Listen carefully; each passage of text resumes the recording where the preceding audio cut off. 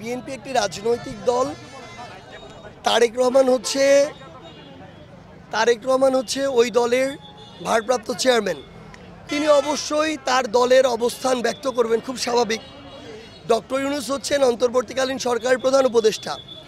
বাংলাদেশের সক্রিয় রাজনৈতিক দল প্রায় ৪৫টার মতো আছে রেজিস্ট্রেশন প্রাপ্ত। তিনি তো একটা দলের কথা মতো একটা সরকার প্রধান হয়ে সিদ্ধান্ত নিতে পারেন না। তিনি সকল রাজনৈতিক দলের মতামতের ভিত্তিতেই নেবেন এবং তিনি বলেছেন এটা জুনের মধ্যে।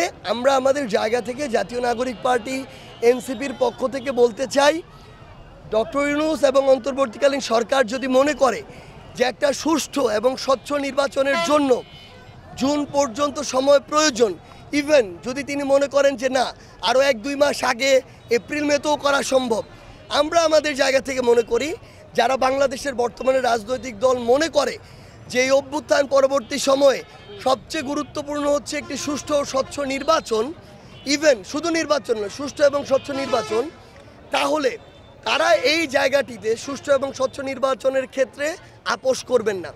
সেক্ষেত্রে আমরা মনে করি যে অন্যান্য রাজনৈতিক দলগুলোর সাথে কথা বলে তিনি এবং সামগ্রিক বিবেচনা একটা নির্বাচন হবে, সেখানে আইন শৃঙ্খলা রক্ষাকারী বাহিনী এখন ওই অবস্থায় আছে কিনা, বিচার বিভাগ ততটা ফেয়ার কাজ করতে পারবে কিনা, এবং সবচেয়ে গুরুত্বপূর্ণ নির্বাচন কমিশন নিয়ে অনেক অভিযোগ আসছে।